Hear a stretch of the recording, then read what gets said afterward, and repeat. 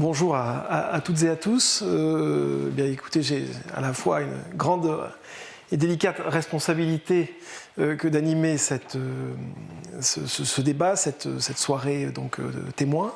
Et c'est donc un témoignage ô combien, expérimenté, qui est celui de Nadine Gomez, qui dirige donc le musée Gassendi à Digne. Et je remercie infiniment Nadine d'avoir accepté cette invitation de la FEMS à venir partager en fait toute une vie, je pense, en tout cas une partie de ta vie professionnelle consacrée à l'appréhension de cette chose assez complexe qui est l'art et la manière d'accueillir des artistes dans des musées qu'on va appeler des musées de société. Alors c'est un terme très simple pour des réalités somme toute excessivement complexes, et on verra bien que le musée Gassendi occupe une place assez singulière dans le paysage des musées de société.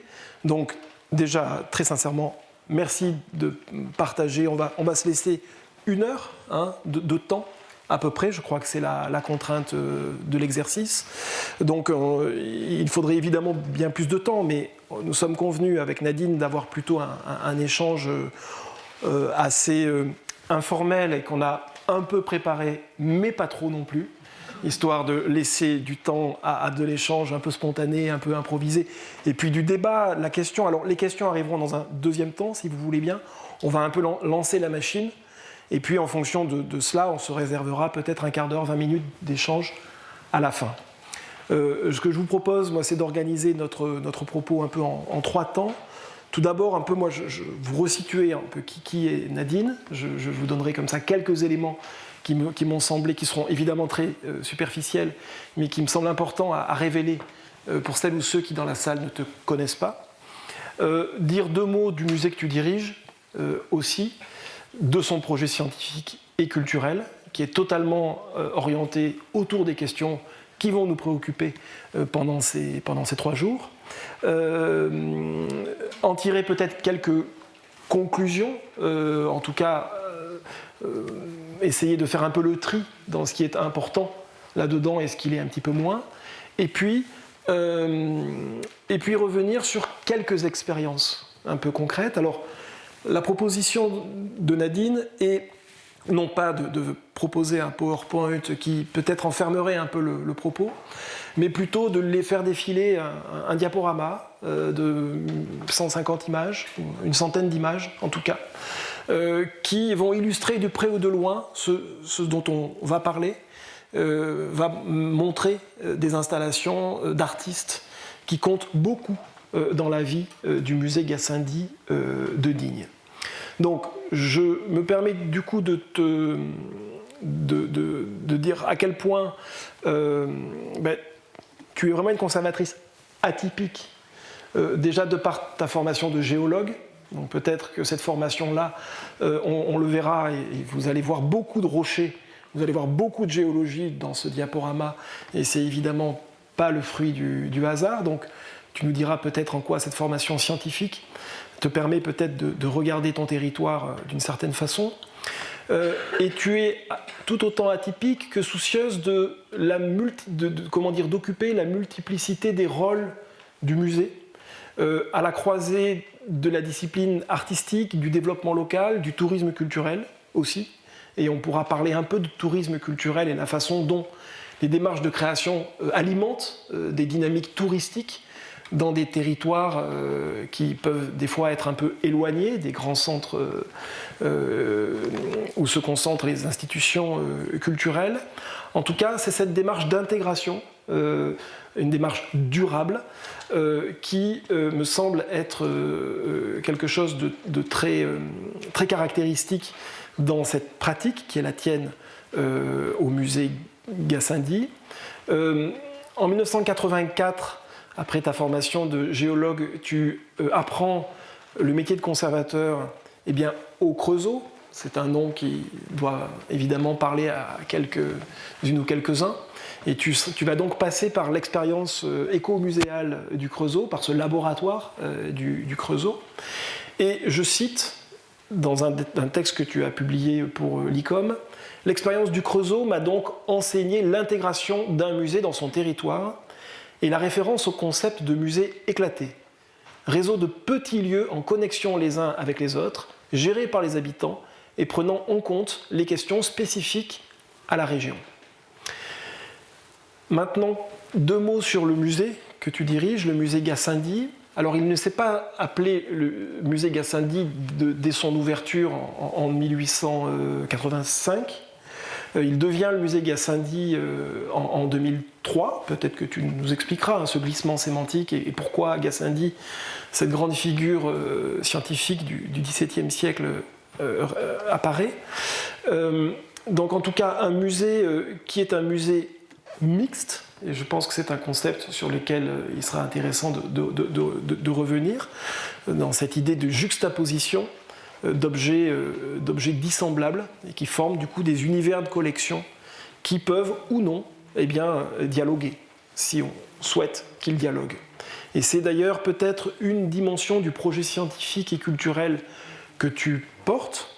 C'est un projet scientifique et culturel qui s'organise autour de 2 dimensions. Il y a tout d'abord une première dimension qui consiste à faire cohabiter les collections scientifiques autour de la notion de cabinet de curiosité, ô combien importante dans l'esprit de Gassendi. Et le deuxième axe, c'est de mettre en relation le musée avec son environnement par le biais de commandes artistiques. Donc là, on est clairement dans le sujet qui nous occupe, celui de la commande artistique, dans un territoire qui n'est pas un micro-territoire, c'est une réserve géologique créée en 1984 et qui occupe 200 000 hectares. Donc ce n'est pas un petit terrain de jeu, c'est un immense terrain de jeu et le musée va occuper, sous l'impulsion du musée Gassendi, une position tout à fait particulière et va introduire une relation tout à fait particulière avec son environnement et particulièrement, et vous le voyez avec des photographies, par le prisme de la discipline et du land art, qui était quand même aussi quelque chose pouvant s'apparenter un peu à un défi, à Digne, qui était une ville dépourvue de galeries, une ville dépourvue de collectionneurs, qui n'a pas vraiment de centre d'art et qui n'avait pas non plus de musée particulièrement dédié à cette fonction. Voilà, j'en ai terminé avec cette couche introductive, mais qui permet de situer un peu Nadine dans son, on va dire, dans sa sensibilité, dans son parcours, et un petit peu le musée. Je te laisse peut-être maintenant rebondir autour éventuellement pour revenir déjà à ton musée, cette notion de musée mixte, et peut-être nous expliciter un petit peu la particularité de ce musée ou de ce que tu en as fait. Merci, j'ai l'impression de déjà tout dit. Bon. Donc en fait, juste parce que ça peut paraître surprenant puisqu'on parle d'un musée et que les photos qui défilent, il n'y en a aucune qui est en intérieur, elles sont toutes en extérieur. Donc la raison est que le musée Gassendi a la plus grande collection d'œuvres en extérieur, mais qui sont inscrites dans son inventaire. C'est-à-dire que c'est un musée qui a à la fois des œuvres dans son bâtiment, mais également une collection d'œuvres de 114 pièces qui sont sur le territoire de cette fameuse réserve géologique de Haute-Provence qui fait donc 300 000 hectares. Le départ, d'abord c'est vrai que c'est l'écomusée qui m'a donné envie d'être conservateur en fait, puisque moi je travaillais comme jeune géologue, j'avais 27 ans et je suis allée visiter l'écomusée du Creusot parce que c'était une expérience qui était déjà très connue. C'était aussi l'époque, dans les années 80, de muséologie nouvelle et expérimentation sociale. Et donc, le musée du Creusot c'était quelque chose dont, même quand on n'était pas dans l'univers des musées, on avait entendu parler. Donc, comme j'étais déjà très curieuse à l'époque, et puis jeune, donc célibataire et libre comme l'air, j'ai demandé à aller visiter l'écomusée du Creusot. Et quand j'ai visité l'écomusée du Creusot, il s'est vraiment passé quelque chose, parce qu'il y avait cette équipe donc, qui travaillait. Il y avait le CRACAP qui invitait des artistes contemporains.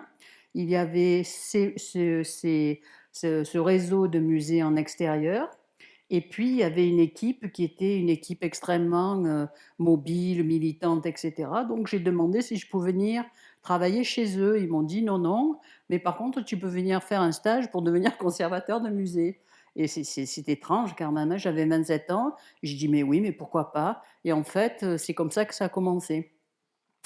Alors moi, j'étais déjà une géologue de façon particulière puisque à l'époque où tous mes collègues partaient pour travailler pour les pétroliers, moi j'avais commencé à travailler dans la protection de l'environnement, dans les parcs naturels régionaux. Notamment, mon premier travail, ça avait été de travailler comme scientifique dans le parc naturel, le parc régional du Luberon. Donc j'étais déjà dans une certaine approche différenciée avec le corps de métier. Et puis ensuite, donc, quand dans les années 80, il a été décidé que dans les musées, il fallait un conservateur, ce qui n'était pas le cas auparavant. Comme moi, j'avais fait cette formation, le maire de la ville, quand la DRAC lui a dit « mais il vous faut un conservateur si vous voulez rénover votre musée », il a dit ben, « il y en a un ». Donc, ils ont ouvert le poste et on était deux à se présenter en fait. On n'était que deux parce que justement, c'était un musée mixte, c'est-à-dire c'était un musée et un muséum. Il y avait autant de collections d'histoire naturelle que de beaux-arts. Et moi, finalement, c'est ça qui m'a intéressée. C'est cette juxtaposition des collections, parce que justement, l'histoire naturelle ne me faisait pas peur, parce que c'était ma formation de base, en fait. Donc, j'ai pas eu d'appréhension à gérer des collections d'histoire naturelle. Et au contraire, j'ai bâti mon projet, mon PSC, sur l'idée de faire cohabiter les collections d'histoire naturelle avec les beaux-arts. Et dans le PSC, j'avais fait un inventaire et ce qui manquait totalement dans le musée, c'était justement la création contemporaine. Le musée s'était arrêté à la fin du 19e siècle. C'est comme s'il n'y avait pas eu d'artiste après, en fait, puisque le conservateur qui avait créé ce musée, qui était aussi un peintre du 19e siècle, avait laissé le conservateur fondateur, était mort en 1945 et lui, il détestait l'art contemporain, en fait. C'est-à-dire, pour lui, à son époque-là, les fauves, etc. Donc, en fait, c'était un musée qui était un peu arrêté, mais un musée qui était très intéressant parce qu'en fait, les beaux-arts, c'était des collections des paysagistes du 19e siècle, les collections d'histoire naturelle, évidemment, toutes provenaient du territoire. Donc, dans le constat, l'inventaire, il m'a semblé que le musée, dans une petite ville, mais qui était quand même une préfecture, il y avait des collections, il y avait une école d'art, il y avait des terminales arts plastiques et sur tout le département, pas une collection d'art contemporain. Et moi qui venais du CRACAP et qui avait vu l'expérience des artistes travaillant sur un territoire au Creusot, un territoire rural malgré tout, désindustrialisé, j'avais trouvé ça absolument formidable. Et je dois dire aussi que c'est parce que j'ai travaillé avec des artistes contemporains que j'ai autant aimé mon métier. Ça m'a vraiment, c'est la chose qui m'a le plus nourri, quoi. J'ai appris mon métier en travaillant aussi avec les artistes. La mise en espace, leur réflexion sur la lumière, toute la manière dont ils travaillent, comme c'est pas des professeurs, c'est pas des enseignants, mais on apprend à leur contact, quoi. Donc ça, donc donc pour travailler sur l'art contemporain, en fait, le problème, c'est que comme le musée, enfin mon idée, c'était quand même, comme je connaissais très très bien le territoire, pour l'avoir arpenté, cartographié en tant que géologue, j'ai tout de suite eu cette idée que pour intégrer le musée dans le territoire, je devais le faire avec les artistes, en fait. Ce seraient eux qui feraient la relation. Et très très rapidement, parce qu'il y a le musée Gassendi, mais en fait, en réalité, maintenant à Digne, il y a 3 structures. Donc c'est un pôle qui s'appelle Amboulot. Je vais donc vous expliquer aussi pourquoi, parce que ça, je réponds à une question qu'a évoquée Fabrice. Donc l'idée, c'était quand même que comment inviter les artistes d'art contemporain dans un musée où ça n'avait jamais été fait. Donc, c'est là que j'ai compris l'existence de la conseillère pour les arts plastiques. Parce que nous, dans les musées, on travaille surtout avec les conseillères pour les musées et les conseillers pour les arts plastiques. Donc, en fait, je suis allée rencontrer, j'ai eu la chance, c'était une conseillère pour les arts plastiques absolument formidable, qui s'appelle Françoise Châtel, qui était à l'origine de Kerguenec à l'époque, donc en fait, qui avait toute cette dimension d'inviter les artistes en extérieur, qui a tout à fait compris la démarche et qui a souhaité me soutenir. Et elle a dit, mais moi, je n'interviens pas sur les musées, j'interviens sur les centres d'art. Donc, en fait, on a créé un centre d'art. Ça a été assez simple, voilà. On a créé un centre d'art, et là, ce centre d'art, on l'a créé justement avec la réserve géologique, qui était une association. Donc, en fait, comme les centres d'art, justement, étaient plutôt aidés par des... C'est dommage, on va peut-être éteindre après pour qu'on... Voilà, été aidé. Voilà. Enfin, donc, bref, c'est comment vous dire, enfin, c'est un vrai bidouillage, quoi. Il n'y a pas d'autre. Maintenant, c'est devenu une institution, mais en fait, au départ, c'était vraiment des réponses, je pense, très simples en fait à des questions. Il faut une association, mais la réserve c'est une association. On s'associe et voilà quoi. Donc c'est comme ça que tout a démarré. Donc l'idée évidemment, et vous allez voir là aussi des rebondissements, y compris maintenant pour la réserve. Donc ce pôle qui regroupe le centre d'art, le musée Gassendi et la maison Alexandra Davinel, qui est venue, la grande exploratrice du Tibet, qui est venue rejoindre depuis 2016 cet ensemble. On l'appelait en boulot.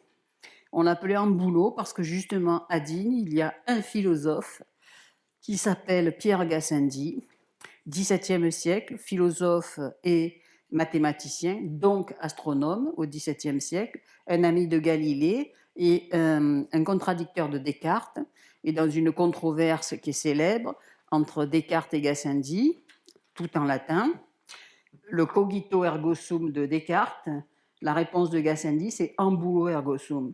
Je marche donc j'existe. Alors pour nous, on a vu ça.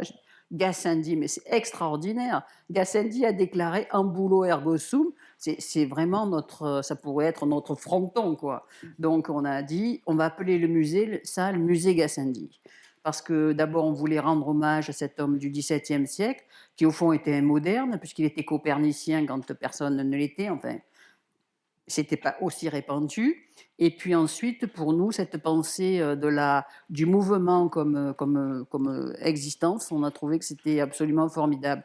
Donc en réalité, ce que je veux vous dire, pour vous qui dirigez des musées de société, c'est que souvent, on a tout sous les yeux, en fait.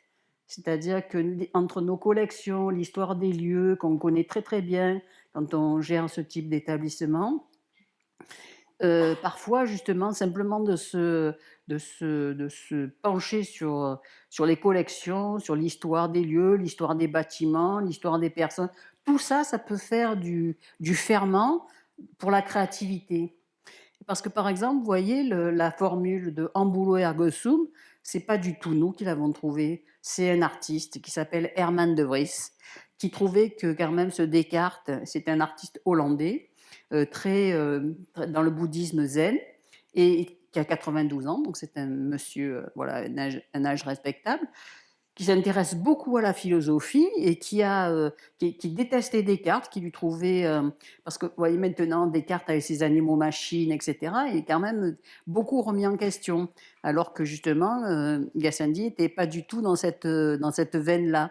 Lui considérait que voilà, la question des humains et des non-humains n'était pas du tout pris par lui de la même manière que Descartes. Bref, il avait lu des traductions de Gassendi, et c'est lui qui a dit, et d'ailleurs il y a sur une des diapos, une œuvre de justement Herman de Vries, ça a été gravé, c'est une épigraphie, et ça a été gravé dans un rocher, ambulo ergo sum.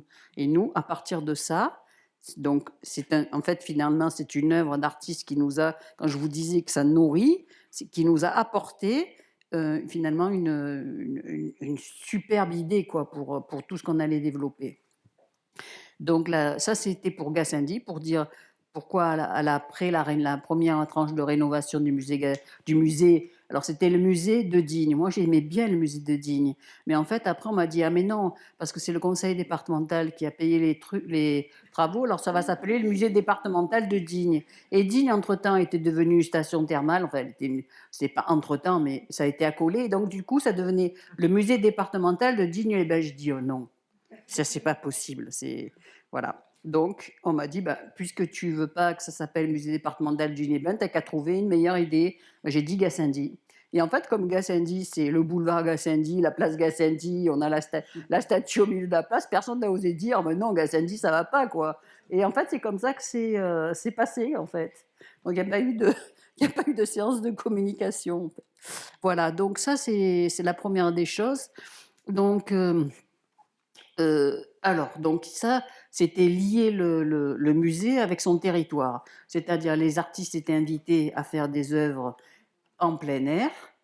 Et ensuite, je les invitais aussi en réponse à travailler avec les collections du musée. C'est-à-dire que le musée et ses collections étaient comme une part du territoire qui était mise entre les mains des artistes.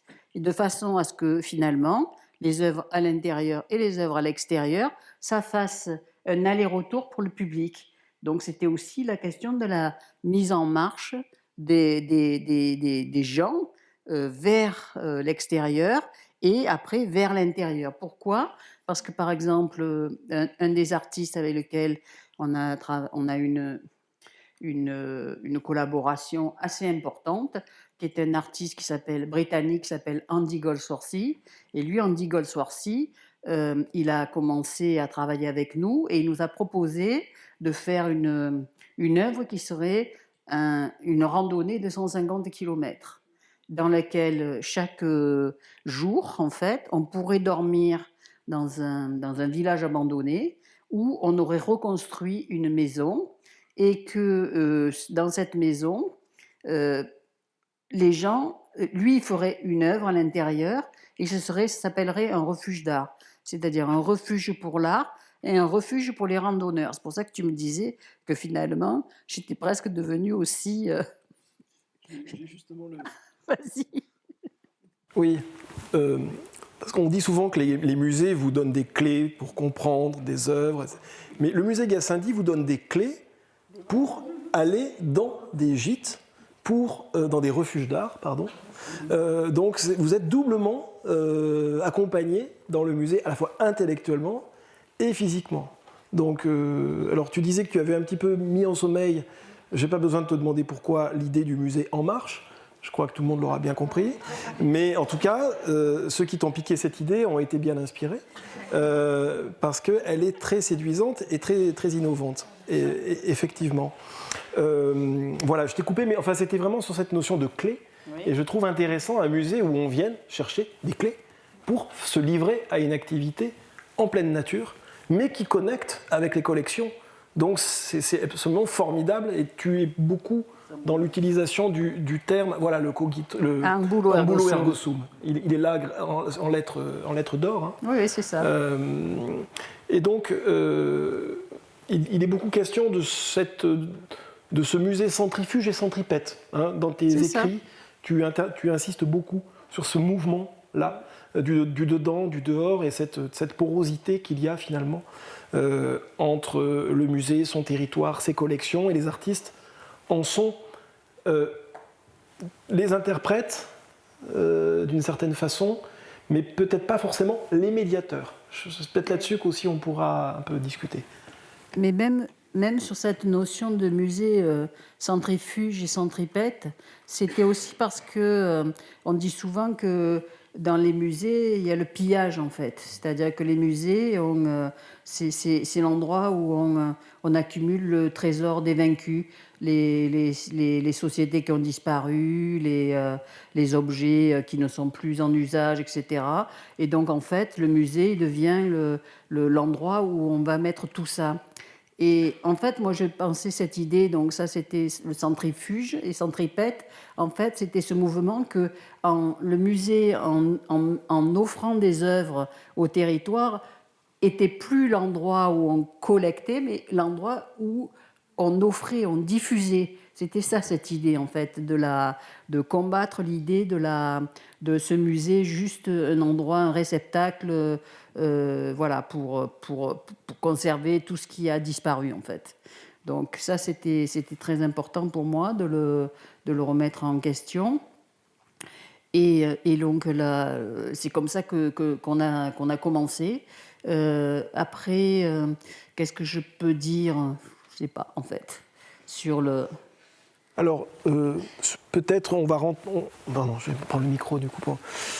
Peut-être qu'on va rentrer aussi, parce qu'on a très peu de temps en réalité, et on a quasiment passé déjà 30 minutes, un peu moins, mais peut-être commencer à rentrer un peu dans des recettes aussi, essayer. Donc tu nous parlais de l'importance de ce réseau qui avait été mis à ta disposition par cette conseillère art plastique de la DRAC. Enfin, peut-être déjà peut-être une petite intervention de ta part sur la façon dont tu fonctionnes, comment un Andy Goldsworthy ou un Richard Donas arrive un jour à Digne. Ben, tout simplement parce que je les y invite. C'est-à-dire qu'en fait, par exemple, pour Andy Goldsworthy, mais on découvre en faisant, en fait, hein. C'est pour ça qu'il ne faut jamais maintenant, évidemment, au bout de 30 ans, quand même, puisque moi, ça a été mon premier et mon seul poste. Donc, j'ai eu quand même le temps de tout expérimenter et de faire des erreurs et de faire des découvertes intéressantes, etc. Donc, mais au départ, au départ, d'une manière complètement triviale, on m'offre un livre. On m'offre un livre, le premier livre d'Andy Goldsworthy, c'est dans les années 1990. Je regarde ça, je dis waouh, c'est tellement comme Digne, on est en pleine nature, donc d'ailleurs, c'est pour ça aussi. Toi, tu avais dit que tu aimais beaucoup cette introduction et cette phrase de Richard Nonas, parce que les artistes nous apportent aussi des phrases absolument extraordinaires, quoi. Il m'avait dit: le musée est un sentier de montagne dans un territoire plat, dans un paysage plat. Et j'avais trouvé cette phrase, je l'avais tournée, et je me suis dit, ouais, oui, c'est vrai, c'est un sentier de montagne dans un paysage plat, c'est-à-dire c'est le contraire finalement de quelque chose de facile, d'aisé, c'est tortueux. Et puis en même temps, le sentier de montagne, en fait, Digne, c'est la montagne. C'est-à-dire que la montagne, c'est vraiment au cœur. On est un musée, on n'est pas en territoire rural, en fait. On est en territoire de montagne. C'est ça, le territoire. Et donc ça, cette notion de la montagne, alors elle est devenue absolument extraordinaire quand, en fait, dans le troisième élément du trio, c'est devenu la maison d'Alexandra Lavinel, parce qu'elle, la montagne, pour elle, c'était l'Himalaya, quoi. Donc c'est quand même une femme qui a passé 14 ans au Tibet, donc toute seule, qui a traversé l'école, ça a été la première européenne à rentrer à Lhasa, qui était une cité interdite, en 1924. Et elle est morte à Digne. Alors je me suis dit, mais c'est pas possible. Il y avait Gassendi et maintenant Alexandra Lavinel. En fait, quand je vous dis qu'on a souvent tout sous les yeux, mais c'est une évidence, en fait, hein. Donc il faut tricoter tout ça. Et ça, c'est très important. Donc, à partir d'un certain moment, j'ai pris conscience de l'importance de la montagne, en fait. Parce qu'on dit toujours l'art dans la nature, bon, l'art en plein air, tout ça. Mais en fait, non. Nous, c'était de l'art en montagne. C'est de la difficulté de la marche, tout ce qui caractérise la montagne, en fait, hein. La difficulté des communautés rurales pour vivre dans ces territoires, les villages qui sont abandonnés parce qu'en fait, ce sont des villages d'altitude qui vont disparaître au début du XXe siècle, l'impact de la guerre de 14 qui décime les jeunes gens, et donc dans ces villages, on se retrouve avec des villages où il n'y a plus que des femmes. En fait, tout ça, ça fait partie de ce dont on parle avec les artistes, en fait. C'est toute l'histoire. Tout ça, c'est parce que quand les artistes viennent aussi, ça c'est extrêmement important. Tu parlais de méthode. Ils viennent en résidence, c'est-à-dire que, et je les invite. Donc la première des choses que nous avions faites, c'est de construire une résidence pour les artistes, c'est-à-dire un lieu qui nous appartient et où on peut les inviter, c'est-à-dire les artistes peuvent rester 3 à 4 jours ou 3 semaines, de manière à ce qu'ils puissent réellement avoir le temps de faire connaissance. Alors on dit toujours, voilà, parce que nous, quand on invite les artistes, on a vu des catalogues, on a vu des œuvres, etc. On ne se connaît pas quand même, hein. Donc il faut toujours aussi, je dis, il faut toujours travailler avec quelqu'un que vous appréciez. C'est-à-dire, ça m'est arrivé par exemple de voir un travail qui me plaisait, et puis après d'être déçu par la personne. Ça marche pas. Vous voyez, il faut quand même aussi s'écouter, quoi. Ça a l'air simple, mais parfois quand on est professionnel, on dit oh, oh là là, cet artiste est vraiment bien, il a fait des bons catalogues, bon, il est bien reconnu, enfin il est bien référencé, etc. Et puis après, quand vous travaillez avec lui, ça passe pas, quoi. Mais il faut pas insister. Parce que quand même, quand on part sur un projet, on s'engage sur le long terme, en fait. Donc, faut vraiment, faut vraiment qu'il y ait de l'empathie, quoi. Il faut vraiment, voilà. Et la deuxième chose aussi qui est très importante, faut aimer ce que vous faites. C'est-à-dire, j'avais raconté cette histoire à Fabrice. J'avais invité dans le centre d'art 2 artistes italiens qui avaient fait des choses assez incroyables, quoi. Voilà. Ils avaient fait un terrain de cricket dans le centre d'art, bon, etc. Et j'avais invité une collègue qui est dans le département, que j'aime beaucoup, et qui avait eu cette phrase très honnête. Elle m'a dit « Tu vois, c'est bien, mais jamais j'oserais faire ça dans mon musée. » Mais j'ai dit « Mais tu as raison, il ne faut pas que tu le fasses si tu ne le sens pas. » Parce que quand on manie l'art contemporain, ça passe pas tout seul, quoi. Donc, si on n'est pas soi-même persuadé de la qualité de l'œuvre, d'être capable de la défendre, capable d'en parler et pas avoir peur du conflit, hein, parce que l'art contemporain, ça peut déclencher du conflit, quoi. Donc, il faut vraiment le faire avec des convictions. Quand on s'engage aux côtés d'un artiste, c'est vraiment un partenariat, ça doit être un partenariat solide. Donc vous-même, vous devez être vraiment stable dans vos convictions pour d'abord convaincre les gens, convaincre les élus, convaincre les habitants, et puis ensuite donc pouvoir mettre en œuvre le travail. Donc moi, ce que j'ai fait en tout cas, et ça c'était bien, parce que ces œuvres qui sont en plein air, elles ne sont pas nulle part. Elles sont sur des territoires de montagne, à côté desquels il y a des villages. Mais moi, j'ai toujours pris soin d'organiser une réunion publique dans la mairie du village, où c'est pas moi qui parle de l'œuvre, c'est l'artiste lui-même qui vient témoigner. Donc même quand c'est un artiste qui ne parle pas français, ben voilà, il faut faire la traduction. Mais pour que l'artiste vienne présenter son projet. Alors l'idée, c'est pas de dire est-ce que ça vous plaît ou est-ce que ça vous plaît pas. C'est de dire voilà, on va faire ça. Qu'est-ce que vous avez comme question? Vous voyez, c'est pas tout à fait pareil que on n'est pas en train de choisir un produit au supermarché, quoi. C'est une œuvre d'art. Par contre, je trouve que c'est normal que le créateur, l'artiste, lui-même se présente. Et d'ailleurs, souvent, les gens posent des questions à l'artiste sur sa vie. Je me rappelle Andy Goldsworthy, il vit dans une ferme, par exemple. Mais, alors, bien sûr, il expose dans le monde entier, etc.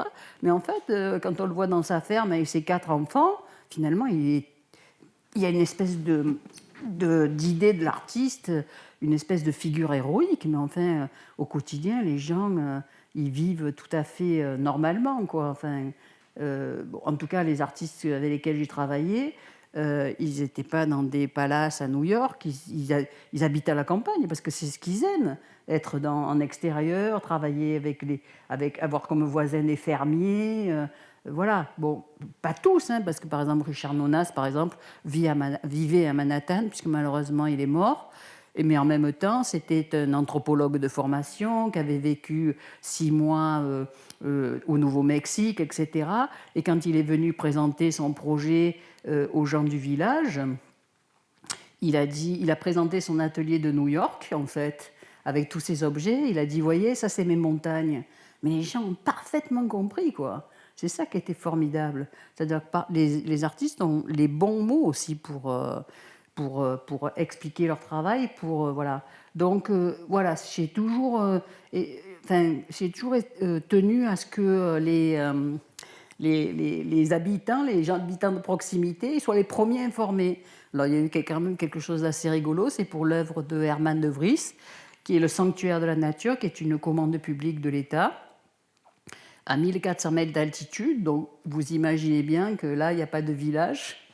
Mais, figurez-vous, il y avait un ermite qui habitait dans une grotte depuis de nombreuses années. Hein. Et il habite toujours là, d'ailleurs. C'est un ermite orthodoxe donc, qui habitait donc, dans la forêt où nous, on allait faire l'œuvre. Eh bien, on est allé le consulter. On est allé le consulter. Donc, quand les gens du village ont dit « Ah ben oui, pour cette œuvre, vous avez consulté personne », je dis « Je m'excuse, j'ai consulté le seul habitant de la forêt, en fait. Hein. » Voilà. Et qui nous a fait une lettre, d'ailleurs, en disant que lui, il était très religieux et qu'il voyait bien que cette œuvre était païenne, mais quand même, ça lui rappelait les sanctuaires orthodoxes. Enfin, bon, bref. Il nous a fait une super lettre, mais c'était très... Enfin, je sais pas, je trouvais que c'était bien de faire ça. Parce que c'est quand même lui qui vivait à côté de l'œuvre, pratiquement en continu. Donc c'était assez... Donc voilà, c'est aussi faire des projets avec des artistes, c'est aussi embellir votre propre vie, quoi, parce qu'en fait, ça fait des rencontres que vous n'auriez jamais eues. Moi, cet ermite, je ne l'aurais pas connu si on n'avait pas eu ce projet de faire un sanctuaire de la nature d'Herman de Vries à côté, dans une forêt où il y avait un ermite qui vivait. Donc, personnellement, je trouve que quand je réfléchis avec le recul du grand témoin, c'est-à-dire quelqu'un qui fait ça depuis un certain nombre d'années, il y a des déceptions, hein, il y a des choses difficiles. Il ne faut pas croire non plus que tout est facile. Il y a parfois des oppositions, parfois on n'arrive pas à sortir le projet parce qu'on n'a pas les autorisations administratives, parfois on n'arrive pas à trouver l'argent. Voilà, j'ai aussi dans mon bureau un plein carton des projets pour moi extrêmement bien, quoi, merveilleux, riches de sens, esthétiquement formidables, très adaptés au territoire, mais pour lesquels je n'ai pas réussi à convaincre, par exemple, le propriétaire du terrain ou la DDE qui n'a pas voulu un projet de Hubert Duprat parce que c'était trop dangereux pour les piétons qui passaient sur la route, parce qu'il y avait des chutes de blocs. Enfin, il y a plein de trucs. C'est-à-dire que c'est beaucoup plus compliqué quand même de faire des œuvres, en tout cas en extérieur, qu'à l'intérieur du musée. Ça, c'est certain. Hein. Alors, la seule chose qui est différente, c'est qu'en fait, il faut prendre le temps. C'est-à-dire quand on a un projet en extérieur, il faut se dire que ça ne sera pas pour l'année prochaine. C'est 3-4 ans pour arriver à justement faire que tout soit en place, en fait, hein, toutes les autorisations, convaincre, voilà, on est parfois sur des territoires où justement la construction est interdite, et expliquer que vous reconstruisez une maison, mais que c'est une œuvre d'art, la maison, bon, mais voilà, c'est... Voilà, mais après, par exemple, aux eaux et forêts, parce qu'en fait, chaque fois, on essaie toujours de trouver des terrains qui sont des terrains qui appartiennent qui sont dans les propriétés publiques. Hein. Donc, propriété de l'État avec l'Office national des forêts, propriété des communes. Voilà, j'essaie toujours de construire les œuvres dans des lieux qui appartiennent à la collectivité, de manière à ce qu'ils ne puissent pas, par exemple, dans le cas de Goldsworthy, être revendus. Et oui, c'est ce genre de choses qu'il faut un peu anticiper, non seulement parce qu'il faut longtemps avant de le mettre en œuvre, mais comme vous êtes en train de faire une œuvre qu'après vous faites rentrer dans le musée, dans les collections publiques d'un musée de France, il faut quand même calculer la longévité du travail dans le temps. Voilà. Donc tout ça, ça prend du temps, mais en même temps, ça permet aussi de dire, par exemple, au plan économique, parce que très souvent on dit « Oh là là, toutes ces œuvres d'art contemporain, ça coûte de l'argent, on ferait mieux de faire, boucher les trous. » Bon, bref. Moi, je dis toujours, l'argent qui est importé pour faire les œuvres d'art, c'est un argent qui est reversé sur le territoire. Parce que, par exemple, pour construire une œuvre, vous allez faire travailler tout un tas de corps de métier. Et les corps de métier, vous n'allez pas les chercher en Angleterre, aux États-Unis, en Allemagne, etc. Vous allez travailler avec des artisans sur place. Donc ça veut dire que sur un programme européen, si vous arrivez à récolter 100 000 euros pour faire une pièce, il y a 80 000 euros, ça va être reversé sur le territoire. Donc ça, c'est très important. Et la deuxième chose qui est importante, et après je te repasse la question, c'est la dimension économique. Donc ça aussi, il y a la question esthétique, mais il faut toujours aussi être clair sur la dimension économique. Donc par exemple, c'est très important, nous, dans un territoire comme le nôtre, qui est un territoire, un très très grand département où il y a à peine 150 000 habitants à l'année, c'est un très grand territoire, mais territoire rural et surtout montagneux. Donc dans la montagne, il y a toujours eu très peu d'habitants. C'est important de participer au développement économique, on va dire. Alors comment ? Par exemple, là, en ce qui concerne maintenant toutes ces œuvres qui sont en extérieur, mais là, la communauté d'Aglo a décidé de faire un important travail de mise en tourisme de la collection d'art en montagne. C'est-à-dire ils ont conscience que finalement, cette spécificité de l'art contemporain dans la montagne, ça pouvait être un facteur d'attractivité pour le tourisme culturel. Et c'est comme ça que on va... voilà, c'est ça. Donc il y a aussi tout ce jeu qui, avec le temps, s'installe petit à petit de participation à l'économie locale. Donc par exemple aussi, sur un territoire comme celui-là, il y a des accompagnateurs à moyenne montagne.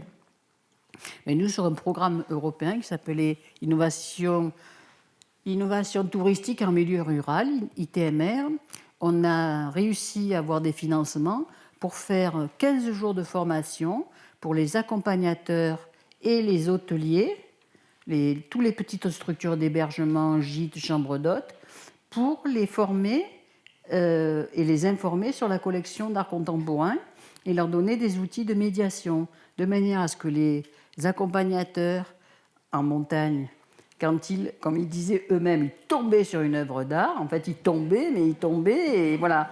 Et ils étaient toujours extrêmement en colère, parce que comme ils ne connaissaient pas les œuvres, ils se faisaient agresser par les gens qui disaient « mais qu'est-ce que c'est cette connerie ?» en gros, voilà. Et donc, ils ne savaient pas répondre, donc ils nous en voulaient, en fait. Et bien ça, avec la formation, ça a été formidable, parce qu'en fait, non seulement ils se sont réellement appropriés les œuvres, mais maintenant, ils sont des acteurs économiques qui en font une spécificité, c'est-à-dire ils construisent des voyages d'une semaine à la découverte des œuvres d'art contemporain, ce qu'ils n'auraient pas fait avant. Et pour nous, c'est absolument formidable parce qu'ils ont déjà, eux, la connaissance du territoire, les accompagnateurs à moyenne montagne. D'abord, pour la sécurité des groupes, ils sont équipés, ils ont les talkie-walkie, donc ils peuvent aussi, d'un point de vue simplement bien-être des gens, être très opérants. Mais également, ils connaissent très bien la botanique, la flore évidemment, la faune, l'histoire du pays. Et ils rajoutent une dimension de géologie et d'art contemporain à leur métier. Alors, le musée Gassendi, c'est un musée où on vient prendre des clés pour aller dormir dans un gîte, mais c'est aussi un musée qui édite certes des catalogues d'exposition, mais aussi des guides de randonnée. Et ça, je ne pense pas que beaucoup de musées fassent ce genre de projet éditorial, mais c'est très cohérent, enfin, ça va vraiment dans la continuité de ce que tu dis, c'est-à-dire toi que tu diriges, j'imagine, un ouvrage comme celui-ci, mais avec ces guides de haute montagne, peut-être des confrères géologues à toi, pour produire un outil de randonnée, mais qui est une édition du musée Gassendi. C'est quand même formidable d'aller jusque-là. Alors, j'avais noté une phrase là, dans un de tes articles que je trouvais assez, qui résumait bien cette question du territoire. Tu nous dis, le musée n'est ni en marge du territoire, ni même sur le territoire. Il fait partie du territoire comme un acteur à part entière, et sans en occulter, bien au contraire, les vicissitudes et les malheurs. Donc, on va peut-être maintenant rentrer un peu à l'intérieur du musée. On va faire un mouvement un peu centripète. Et tu nous dis que les artistes, ceux que tu invites, ceux qui s'installent, on l'a bien compris, dans des collaborations plutôt durables. Enfin, on a bien compris quand même que le facteur temps était quelque chose d'important. Tu nous dis que les artistes interrogent les collections existantes, introduisent une tension, rompent avec une scénographie, cassent une linéarité, démasquent les illusions, prolongent et complètent des projets inachevés. Est-ce que tu peux là-dessus broder un peu? Alors là, je manque. Je peux broder, mais je manque un peu d'images.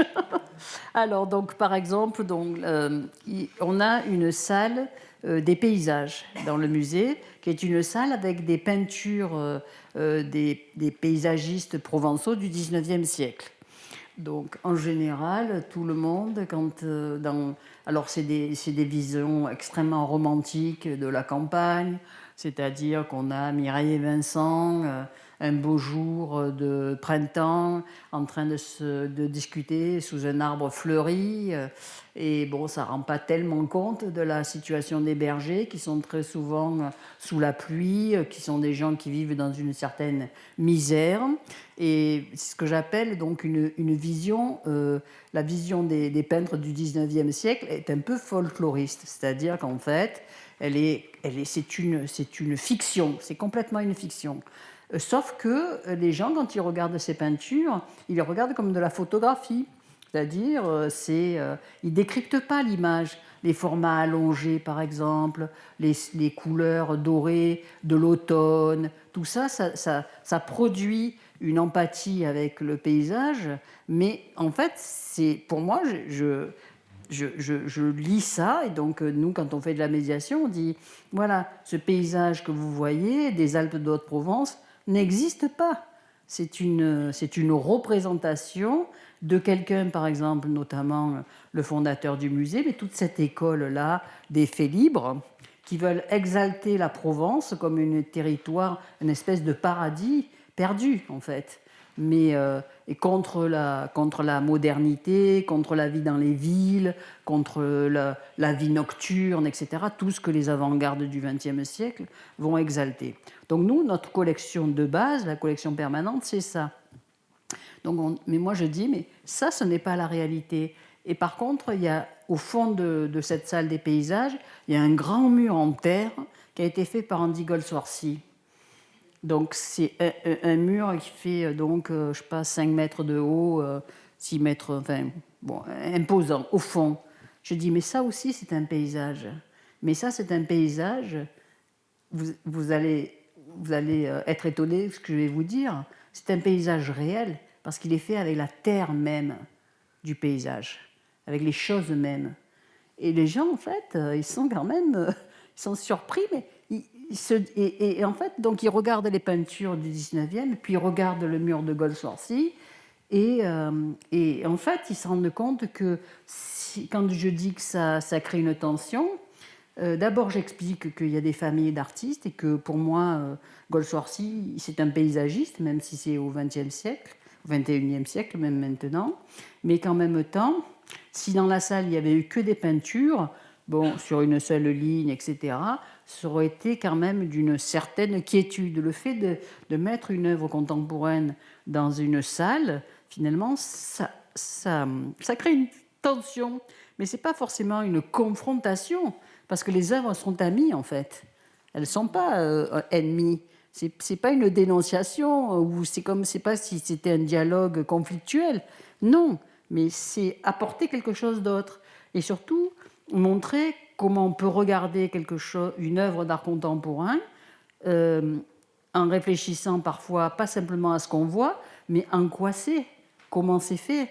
Et le fait de dire que c'est une œuvre faite avec de la terre du territoire, la chose même, elle-même, c'était très important. Donc, dans cette citation, tu parlais d'artistes qui démasquent les illusions. J'ai le souvenir d'une exposition chez toi de Fontcuberta. Tu peux nous en donner quelques... Parce que je pense que les collègues seront intéressés par cette démarche autour de ce qu'on appelle en bon français le fake. Oui, alors Joan Fontcuberta, c'est un artiste espagnol, très exactement catalan. Alors, il est né en 1955 et pour vous rappeler, pour ceux qui ne s'en souviennent pas, Franco est mort en 1975. Donc ça veut dire que c'est un jeune homme qui a vécu pendant 20 ans sous une dictature franquiste et dans une dictature comme celle qui a été en Espagne jusqu'en 1975, même un peu au-delà. Tout ce qu'on lisait dans les journaux, il fallait le lire en le décryptant, en fait, parce qu'il n'y avait pas de l'information. Il fallait lire entre les lignes de la propagande. Donc, il a toujours travaillé sur d'abord le discours d'autorité et sur la manipulation de l'information. Donc, il en a fait le sujet de son travail artistique. Et donc, à Digne, quand il est arrivé, donc on était dans une réserve géologique. Et moi, je lui avais dit que justement, la réserve était en train d'aménager un site avec des siréniens. Bon, les siréniens, c'est les mammifères marins, les lamantins, etc. Donc là, c'était des siréniens fossiles qui étaient dans la mer de l'époque, à 30 millions d'années, et qui étaient fossilisés. Alors évidemment, ça lui a beaucoup plu, parce que un sirénien, ça fait penser aux sirènes, et les sirènes, il a traduit ça, il a dit, ben, finalement, dans cette réserve, vous avez tout sauf un hominidé. Et donc, il a créé de toutes pièces un hydropithèque, c'est-à-dire qu'il a créé un squelette d'homme avec une queue de poisson, réellement. Et on a installé ça dans le musée. Et évidemment, pourquoi on a installé ça dans le musée? Parce que le musée aussi dispense un discours d'autorité. Quand on voit quelque chose dans un musée, on pense que c'est fait par des gens sérieux, donc c'est juste, les cartels sont justes, l'information est juste, donc c'est un discours d'autorité. Or, les musées sont pleins de faux, pas à l'insu des collections, à l'insu des conservateurs, etc. Donc en fait, en plaçant un faux fossile à l'intérieur d'un vrai musée, l'idée c'était aussi d'un peu bousculer l'institution. Et donc c'était ça qui était intéressant. Et ça a déchaîné, mais alors, vous ne pouvez pas vous imaginer ce que ça a pu déchaîner comme discussion, quoi. Mais moi, je trouve ça très intéressant, justement, les discussions, parce que finalement, quand on est dans un musée, si tout le monde regarde tout avec beaucoup je ne sais pas comment dire, de contentement, mais finalement sans rien manifester, c'est un peu triste, quoi. Alors là, ce n'était pas le cas. Hein. Il y a même l'office de tourisme qui m'a demandé de retirer l'œuvre du musée, quand même, je dois vous dire. Parce qu'après, les gens, ils allaient se plaindre dans l'office du tourisme. Bon, enfin, bref, maintenant, ça y est, c'est en place, il n'y a pas de souci. Et surtout, je dirais même qu'avec le temps a donné raison à ce travail, en fait. Hein. Voilà. Ça sera ma dernière question, et puis on se laisse quelques minutes ensuite pour échanger. Lorsqu'on avait lorsqu'on avait commencé notre conversation il y a quelques semaines, tu avais été immédiatement attentive à cette idée que faut vraiment faire gaffe avec ça. L'artiste, ce n'est pas un médiateur. Et ces projets qui sont un peu autoritaires et qui disent à l'artiste un peu ce qu'il doit faire et dans quelle couleur et dans quels matériaux sont des projets qui sont plutôt voués à l'échec. Ça ne veut pas dire que les artistes ne soient pas, malgré eux, de bons médiateurs, de bons révélateurs. Et donc c'est peut-être un artiste qui avait travaillé sur des problématiques d'érosion géologique dans la réserve et qui du coup, à lui seul, arrivait à révéler des choses par sa démarche artistique que des fois un musée didactique aurait du mal à pouvoir faire. Est-ce que tu aurais en tête peut-être des exemples? Tu parlais d'échecs, tu parlais de projets comme ça qui livraient un peu un sentiment en demi-teinte. Est-ce que tu aurais été peut-être malgré toi, des fois dans des démarches où le musée, malgré lui, instrumentalise un peu l'artiste ou veut en faire peut-être quelqu'un ou quelque chose qui n'est pas ce qu'il est venu faire? Et il y a beaucoup de choses dans ce que tu viens de dire. Donc la première des choses, c'est que, par exemple, sur le fait que les artistes révèlent parfois des choses qui ne sont pas visibles. Donc, en réalité, moi, j'étais complètement obnubilée par la beauté de l'environnement, en fait. sa fragilité. Comme je vous l'ai expliqué, je venais des sciences et j'avais travaillé dans des parcs, dans des réserves naturelles, donc j'avais une sensibilité sur l'environnement depuis très jeune. Donc en fait, quand j'invitais Adine, je pensais que les artistes, ils allaient tous travailler sur la question de l'environnement, de la dimension naturelle, de la sublime beauté des paysages, etc. Et en fait, après coup, je me suis rendu compte qu'il y en a très peu qui ont travaillé sur ça, sur ce sujet-là. Ils ont tous travaillé sur la disparition des hommes, en fait, dans ces montagnes, sur la perte des communautés rurales, l'abandon des terres agricoles, les villages en ruine, etc. En fait. C'est-à-dire j'ai réalisé, moi, quand ils m'avaient montré ce que je n'avais pas vu. C'est-à-dire, j'étais peut-être aussi parce que moi, je ne suis pas native des Alpes. Je suis née à Marseille, dans une grande ville. Donc, quand on arrive dans un endroit comme ça, on est fasciné par l'environnement. Et en fait, je n'avais pas vu ce que eux ont vu, quoi. C'est-à-dire que dans ces montagnes, il y avait toutes les traces de toute une culture, de ce lieu, de ce terrain, qui avait été complètement effacé en fait par le XXe siècle. Et eux, ils sont allés mettre des œuvres, ils sont allés souligner des points, des lignes de disparition avec Richard Nonas, des choses que je n'avais pas vues. Hein, donc ça, c'est très important.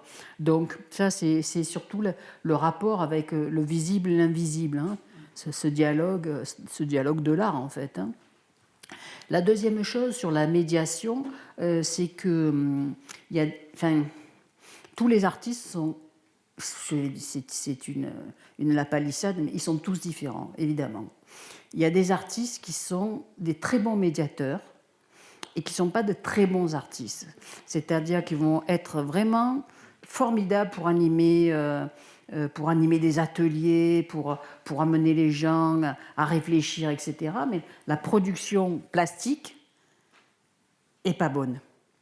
Donc, à mon avis, hein, donc en fait, il faut savoir ce que vous voulez faire en fait avec un artiste. Donc la question, c'est si on veut développer l'art contemporain, la première question dont on va se poser, c'est pourquoi on fait ça. Voilà. Et la deuxième question à laquelle il faut répondre, c'est comment. Et comment. Donc, par exemple, si vous voulez commencer à travailler avec des scolaires, à mobiliser, travailler avec des enseignants, avec des professeurs, il faut trouver des artistes qui sont des bons médiateurs. Ce n'est pas forcément des bons plasticiens. Vous voyez, donc il faut savoir exactement ce qu'on veut faire. Voilà. Donc, après, tout dépend votre envie, en fait, parce qu'il faut faire les choses avec un certain désir. Si on ne fait pas les choses avec du désir, c'est pas bien, quoi. Donc, il ne faut jamais aller contre sa propre appétence, sa propre empathie, etc. Ça, c'est très important. Après, voilà. Donc, les artistes qui sont à la fois des médiateurs, c'est pas les artistes, c'est leur travail qui vous amène ailleurs, quoi. Et puis ensuite, évidemment, il y a le travail, tout ce qu'on peut développer. Il n'y a pas une forme artistique. Il y a des familles, voilà. Vraiment, le projet, il doit être nourri par ces deux questions, pourquoi et comment, quoi. Alors, on arrive au terme de cette heure, disons, d'échange. Puis on aura le buffet, hein, de toute façon, pour poursuivre. Je voulais peut-être emprunter à la philosophie de Gassendi un peu une formule, ou en tout cas un constat, qui me semble vraiment résumer la façon dont tu t'es approprié et tu as révélé ça au public. Conjuguer l'art et la connaissance, le désir de savoir et le plaisir de voir. Et je pense que cette dialectique du désir de savoir et du plaisir de voir, on voit vraiment à quel point tu en as fait un carburant pour ton musée, ton territoire. Et on aurait beaucoup de plaisir à t'entendre encore nous en parler pendant des heures. Mais on ira prendre les clés au musée et on ira peut-être cheminer dans les refuges. Donc merci beaucoup Nadine pour ce témoignage.